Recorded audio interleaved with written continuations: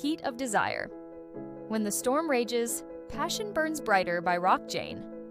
Chapter 1. The woman by the sea, Sophia, leaned against the weathered railing of her seaside cottage, her gaze fixed on the horizon where the sky melted into the endless blue of the sea.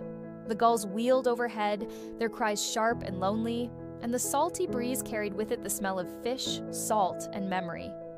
She had always loved this coast, its moods, its storms, its moments of breathtaking calm. It was here that she had found solace after the turbulence of her own past, a sanctuary for her art and her heart. Inside the small cottage, canvases leaned against the walls, half-finished seascapes capturing the wildness of the ocean she adored. The smell of oils and turpentine clung faintly to the air, mingling with the aroma of coffee that cooled on the table beside her. She picked up her sketchbook, trying to capture the way the waves curled as though whispering secrets, but her pencil paused mid-stroke. Her mind wandered, as it so often did, to the man she only knew from fleeting encounters at the village fish house. Ethan. She had never spoken more than a few words to him, simple exchanges of purchase and polite smiles. But the image of him lingered long after she walked away with her catch. He was rugged in a way that seemed carved by the sea itself, with broad shoulders, sun-bronzed skin, and eyes as stormy as the waters he fished. There was something about him that unsettled her in the most curious way. She had noticed the easy strength in his movements, the quiet intensity in his gaze, the solitude that seemed to cling to him like an unseen cloak. Sophia didn't dare admit it out loud, but sometimes, when the nights grew long and the ocean's lullaby seemed too lonely, she wondered what it might feel like to have him close. To hear his voice not as a stranger, but as a man speaking only to her. It was foolish, she told herself. He was a fisherman, his life bound to the tides and storms, while she was an artist clinging to a fragile piece she had carved for herself. And yet, desire, once sparked, was not so easily extinguished. She shook her head and returned to her sketch, forcing her thoughts away from him. Still, she could not stop the memory of his hand, rough, calloused, brushing hers once when she had taken her parcel of fish. The contact had lasted only a second, but her pulse had leapt as though touched by fire. The sound of waves breaking against the rocks grew stronger, and she closed her eyes, letting it fill her. Here, in this cottage, she was safe. Alone, but safe. The past had taught her the dangers of letting someone into her heart. Once burned, she had sworn never again. Art was her refuge, and the sea her only companion. But even as she whispered this reminder to herself, a part of her longed for something more than solitude, something that might stir her heart back to life. The image of Ethan rose again, unbidden, and this time she did not push it away. Instead, she let herself imagine the way his voice might sound in her home, the way his presence might feel in the spaces she had kept empty for so long. She laughed softly at her own foolishness, setting down her sketchbook. Dreams, she murmured, just dreams. And yet, as the gulls cried and the waves swelled with the promise of change, Sophia could not shake the strange sense that something was coming, something that would shatter her solitude, test her heart, and awaken the fire she had tried so long to keep buried. The sea had always brought her inspiration. Soon, it would bring her something far more dangerous. Chapter 2. The Storm at Sea. The morning broke with a deceptive calm. The horizon glowed with a pale gold light, and the waves lapped gently against Ethan's small boat as he cast his nets into the deep. For a fisherman, days like this promised abundance. Smooth waters, cooperative winds, and the hope of a full catch. Ethan worked with steady precision, his movements practiced from years of rising before dawn and meeting the sea head-on. The water was his world, his lifeblood, and sometimes his only companion. He had learned to read its moods like other men read books. The subtle shift of clouds, the sudden stillness before change, the way the gulls flew lower when weather turned foul. That morning, though, the signs came faster than he expected. The light dimmed unnaturally, as though a giant hand had drawn a curtain across the sun. The wind sharpened, slapping against the sail, and the gentle rhythm of the tide became jagged, restless. Ethan's instincts prickled with unease. A storm. He pulled his nets in quickly, muscles straining, but the sea seemed determined to test him. Dark clouds rolled overhead, the sky splitting with a low growl of thunder. Within minutes, the waves surged higher, crashing against the sides of his boat. The familiar vessel groaned under the assault, wooden planks shuddering as if they too feared what was coming. "Hold together," he muttered through clenched teeth, gripping the tiller. Salt spray lashed his face, stinging his eyes, but he fought to keep the bow pointed into the waves. He had weathered storms before, but something about this one felt wilder, more furious, as though nature herself had chosen him as her quarry. A wall of water rose before him, towering like a beast ready to strike. Ethan braced, heart hammering. The boat climbed the waves back only to plunge hard into the trough beyond. His ribs slammed against the side, pain blooming, but he didn't let go. He couldn't. Another wave hit, stronger, relentless. The sail tore with a sharp crack, flapping uselessly in the wind. Ethan cursed, fighting to keep control, but the storm was no longer his opponent. It was his master. When the third wave came, it was too much. The boat heaved sideways, tipping violently.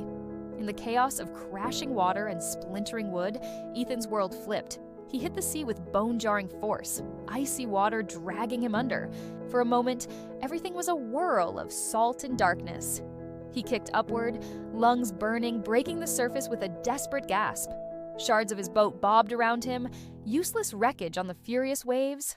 The shore was nowhere in sight, only gray chaos and rain beating down, but he was not a man who surrendered easily. With powerful strokes, he fought to stay afloat, each wave threatening to drag him under again. Time blurred into a struggle of breath and muscle, of will against nature's fury. At last, when exhaustion clawed at him and the storm seemed endless, he felt the sand beneath his hands.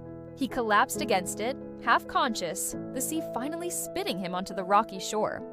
Unbeknownst to him, not far away, a pair of watchful eyes would soon find him. Chapter 3. Recognition and Rescue.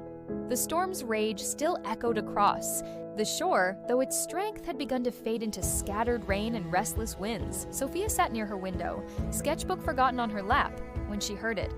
An unfamiliar, heavy thud against the rocks outside her cottage. Not the usual sound of drifting debris or crashing waves, but something heavier, human. Her heart lurched. She pulled a shawl around her shoulders and hurried outside, boots slipping on the wet stones. The sea foam clung to the shore like torn lace, and there, collapsed among the seaweed and broken wood, lay a man. She froze. His dark hair was plastered against his face, his chest rising shallowly as he clung to breath. His clothes clung to him, drenched, torn from the storm. Recognition came with a jolt.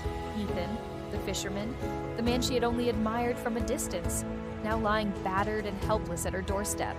"Dear God," she whispered, rushing to him. Kneeling, she pressed her fingers to his neck. A pulse, faint but steady. Relief washed through her. She slipped her arms under his shoulders, struggling against his weight, and dragged him toward the cottage. The storm might have spared his life, but if she left him on the shore, the cold would finish what the sea had started. Inside, the cottage was warm, the fire still crackling in the hearth. She lowered him gently onto the rug near the flames, breath coming hard from the effort. His skin was icy, lips tinged blue. She fetched a thick blanket and wrapped it tightly around his frame, her fingers trembling as she tucked it beneath his chin. "Stay with me," she murmured, brushing the wet hair from his forehead. His face, even in exhaustion, bore that same rugged strength she had always noticed. But now, stripped of his usual composure, he looked vulnerable, fragile, almost boyish in his helplessness. She poured water into a cup, lifted his head slightly, and pressed it to his lips. At first he didn't respond, but then his mouth moved, swallowing slowly. His eyes fluttered open, storm gray and disoriented, landing on her face as if he couldn't quite believe what he saw. "You..." His voice was rough, broken by salt, and struggle. "Yes, it's me," she said softly. "Sophia, from the village." Recognition flickered, weak but present. He tried to speak again, but his strength failed, and he sank back against the blanket. "Don't waste your breath," she whispered, smoothing the damp strands from his brow. "You're safe now. Just rest." For a moment, He looked at her as though she were more than a rescuer, something steadier than the storm, a harbor he hadn't known he needed. His eyelids lowered, surrendering to exhaustion. Sophia remained at his side, listening to the fire crackle, her own heart racing. The man she had secretly admired was here, in her cottage, dependent on her care. Fate, it seemed, had brought the sea to her door in the form of Ethan. And though the storm had nearly claimed him, Sophia sensed this was only the beginning of something far more dangerous than waves and wind. Chapter 4. Safe in her cottage. The firelight bathed the room in a soft golden glow, its warmth slowly chasing away the damp chill clinging to Ethan's body. Wrapped in blankets, he stirred with a low groan, eyelids heavy but fighting to open. Sophia sat nearby, perched on a wooden chair, her sketchbook forgotten on the table. She had not left his side since dragging him in from the storm. When his eyes finally opened, they met hers. For a moment, neither spoke. His gaze was sharp despite his exhaustion, studying her as though trying to place her outside the familiar blur of village life. She returned the look, but this time without the shield of distance. Up close, she noticed the small scar above his brow, the roughness of his hands resting limply against the blanket, the way his chest rose and fell with the effort of breathing.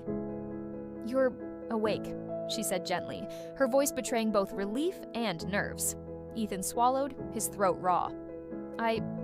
Where am I?" "In my cottage, just up the coast," she explained. "You washed ashore not far from here. The storm..." Her voice softened. "It nearly took you..." He shifted, wincing at the ache in his ribs. "The boat..." "Gone," Sophia said quietly. "But you're alive. That's what matters." For a man who lived by strength and self-reliance, being rescued seemed to weigh heavily on him. His jaw tightened, but his eyes softened when he looked at her again. "You brought me here?"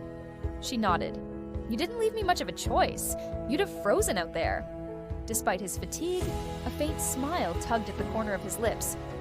"Then I owe you my life." Sophia looked away, embarrassed by the intensity of his words. "You don't owe me anything. Anyone would have done the same." But she knew that wasn't true. Not everyone would have braved the storm's remnants to haul a man inside. Not everyone would have tended to him so carefully. Something deeper had driven her, the same unspoken spark she had felt every time she saw him in the fish house. The crackle of the fire filled the silence. Gradually, his breathing steadied, color returning to his cheeks. He reached a hand out from beneath the blanket, rough and trembling slightly, resting it on the rug as though grounding himself. "You're an artist," he said suddenly, noticing the half-finished canvas against the wall. Sophia blinked, surprised. "You know that?" "I've seen you sketch by the harbor," he admitted, his voice still low.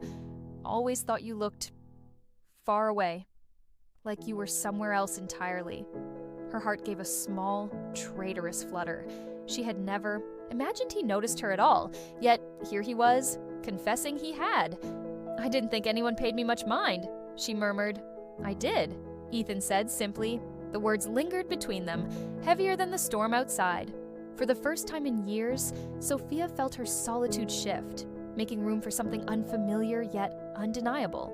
Trust, connection, a warmth deeper than the fire itself. And as the wind howled faintly beyond the cottage walls, the storm inside, her heart began to stir. Chapter 5. The Sparks. Between them by evening, the storm outside showed no sign of easing. Rain lashed against the windows, and the wind groaned through the cracks of the old cottage. Inside, though, the fire burned steadily, filling the room with a warmth that seemed to press them closer together. Ethan had regained enough strength to sit up, propped against a cushion Sophia had brought from her bed. His damp clothes hung near the hearth, drying, while he remained wrapped in one of her thick wool blankets. He looked less like a stranger now, and more like someone who belonged here, his presence filling the small cottage in a way that made Sophia's chest tighten. She poured them each a glass of wine, rich, red, and warming. "You need this," she said, handing his cup carefully. He took it, their fingers brushing, and that small touch carried a spark that made her pulse quicken. His eyes met hers, dark and unreadable, but she thought she caught the faintest glimmer of the same spark. Reflected back, they drank quietly at first, the crackle of the fire and the storm outside filling the silence. Then Ethan spoke, his voice low, almost tentative. "You've been in the village long?" 3 years, Sophia answered, swirling the wine in her glass. "I came after I needed a fresh start." She didn't elaborate, and he didn't press, but his gaze lingered on her, as though he understood more than she said. "And your art," he added. "It suits you. You seem different when you're near the sea." Her lips curved in a soft smile. "The sea is the only thing that listens without judgment." She glanced at him then, meeting his eyes with a daring honesty.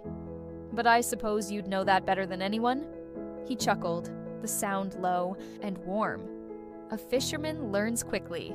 She can be a cruel mistress, demands respect, offers no guarantees, but sometimes she gives more than you ever thought possible." Something in the way he said it made Sophia's skin tingle, as though he wasn't speaking only of the sea. As the night deepened, their words grew easier, laughter spilling between them. Sophia admitted how she had always noticed him at the fish house, how his silence had intrigued her more than any words might have. Ethan, in turn, confessed that he had admired her too, watching her pass through the market with her sketchbook, her eyes always searching, always distant. "I never thought you even saw me," she said softly, almost embarrassed. Ethan leaned forward, the firelight catching the angles of his face. "I saw you, more than you know." The air shifted between them, thickening with something unspoken but undeniable. His gaze lingered on her lips, hers on the strong line of his jaw. Every glance felt like a touch, every pause like a held breath.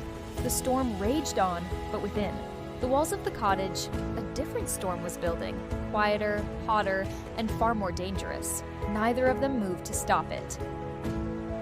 Chapter 6. The first kiss. The storm outside had grown into a relentless symphony of thunder and rain, each rumble shaking the small cottage as if nature itself demanded to be part of their night. But Sophia barely heard it anymore.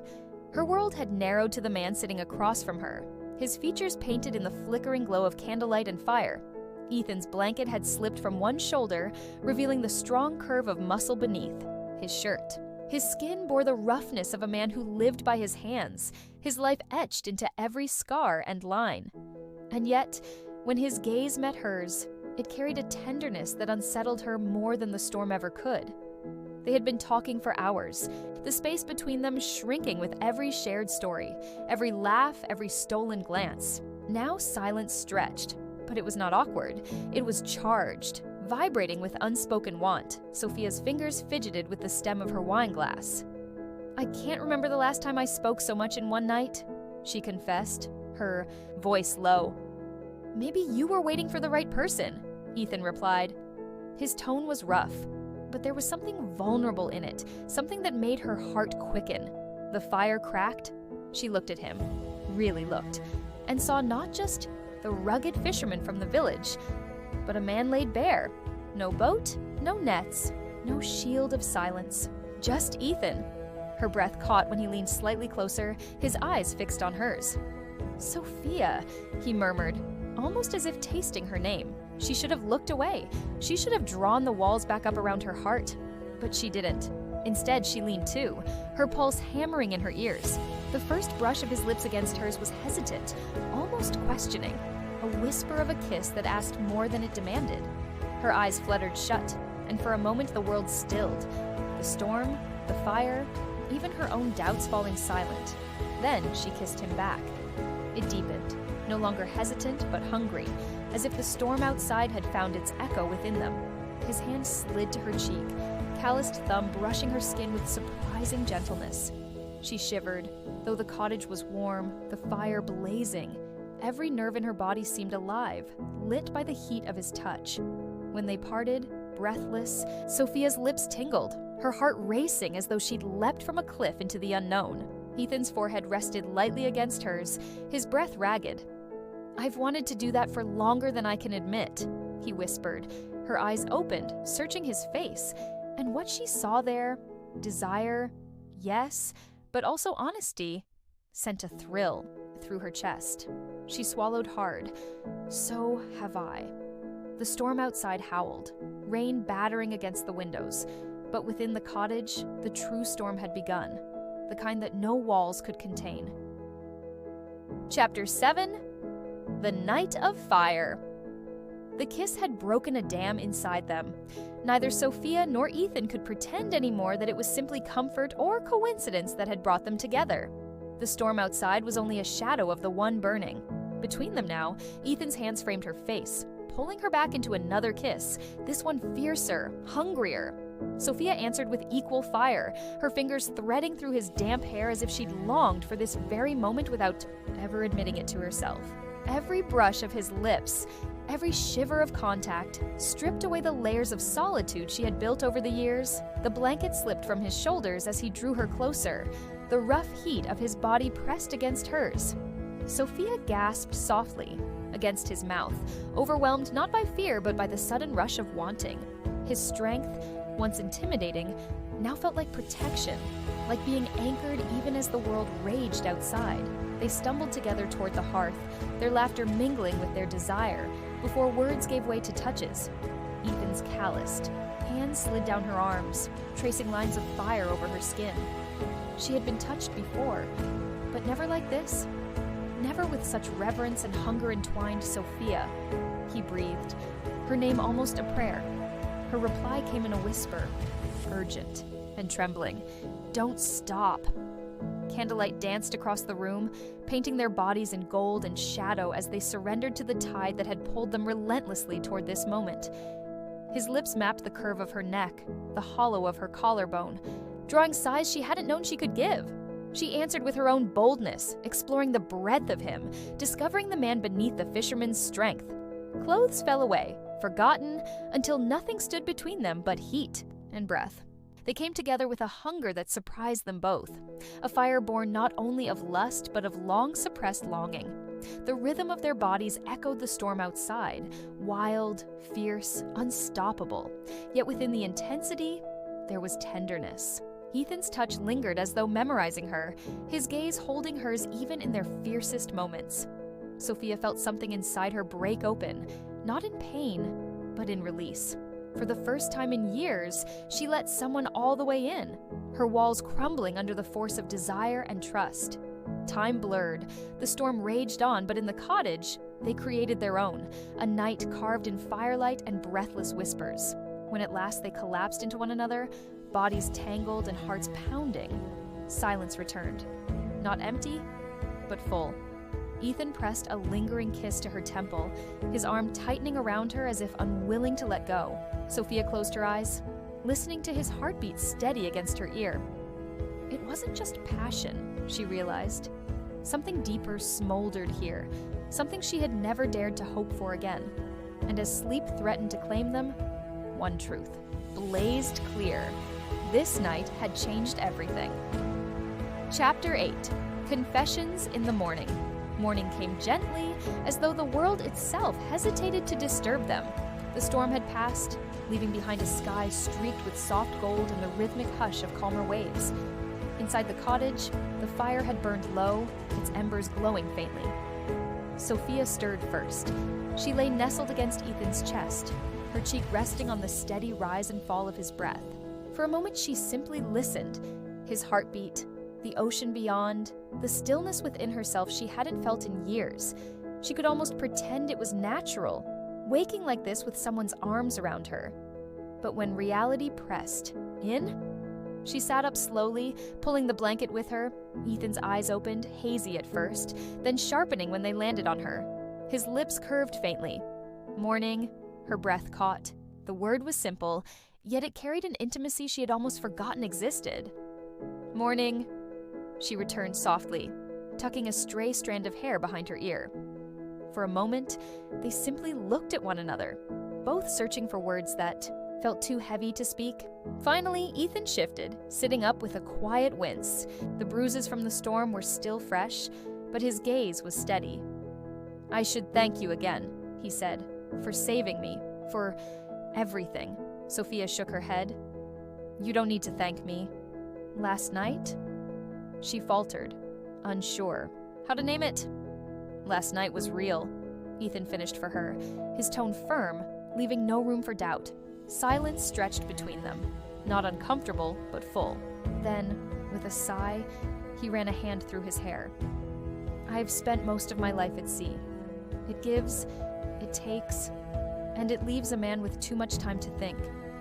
I tell myself I'm content, but truth is..." His jaw tightened. "It's lonely, out there." Sophia's heart ached at the quiet honesty in his voice. She hadn't expected confession, but his vulnerability opened something inside her. "I understand loneliness," she whispered. Her hands twisted in the blanket as she found the courage to go on. "I came here after I lost someone. It broke me in ways I didn't think could be mended. Art kept me alive, but I promised myself I'd never let anyone close again." It felt safer that way. Ethan reached across the small space between them, his hand brushing hers. Rough fingers, gentle touch. And now, she met his eyes, storm gray, but softened by the morning light. "Now, I don't know. I just know that something shifted, and it terrifies me as much as it..." She broke off, breath trembling. "As much as it excites me," a slow smile touched his lips. "Then maybe we let it terrify us together." The words were simple, but they filled the room with a new kind of warmth, hope, fragile but undeniable. Sophia's throat tightened as she nodded, allowing herself, for once, to believe in the possibility of more. Outside, the sea was calm, as though it too was catching its breath after the storm. Chapter 9. Beyond the storm, the world outside the cottage had been transformed. Where chaos had ruled only hours ago, calm now reigned. The sea rolled in gentle waves, glittering beneath a sky washed clean by the storm. The air smelled of salt and renewal, carrying the promise of beginnings instead of endings. Sophia stood. At the threshold of her cottage, a shawl wrapped around her shoulders. She watched the horizon with quiet awe, her thoughts drifting between fear and hope. Last night had been like stepping into fire, consuming, undeniable, and now the dawn brought questions she wasn't sure how to answer. Behind her, she heard the creak of the floorboards as Ethan approached. He had borrowed one of her shirts. The fabric stretched across his broad frame, and though bruises marked his skin, he carried himself with steady strength. For a man who had nearly been claimed by the sea, he looked unshakable. "Beautiful morning," he said, his voice low and certain. Sophia smiled faintly, though her gaze remained fixed on the horizon. "It doesn't look like the same sea at all." "That's the way of storms," Ethan replied, stepping beside her. "They tear everything apart. But when they pass, the calm feels different, deeper, like you see the world clearer than before." She turned to look at him then, her chest tightening at the sincerity in his eyes. "And what do you see now, Ethan?" He didn't hesitate. "You!" The single word struck through her like lightning, simple yet powerful. She wanted to believe it, but doubt lingered. "You'll go back to the sea," she said softly.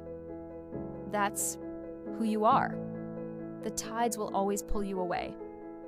He reached for her hand, rough fingers closing around hers with a gentleness that steadied her heart. "The sea's in my blood, yes. But last night taught me something I didn't expect. That there's more than storms and salt to live for. That maybe I've been searching without knowing what for." His thumb brushed over her knuckles. "And I found it here." Sophia's breath caught. "You can't make promises in the wake of a storm," she whispered, though her voice trembled with hope. Ethan leaned closer, his forehead resting against hers. "This isn't the storm talking, Sophia. I'll come back, not just as the fisherman you buy from at the market, but as the man who wants your heart." Tears pricked at her eyes, not from sadness, but from the unfamiliar weight of joy pressing against her chest. She closed her fingers tighter around his. For the first time in years, she allowed herself to imagine a future not painted in solitude, but in color, fire, and tide. Together, they stood at the doorway, the sea stretching endless before them. The storm had brought ruin, yes, but it had also brought him.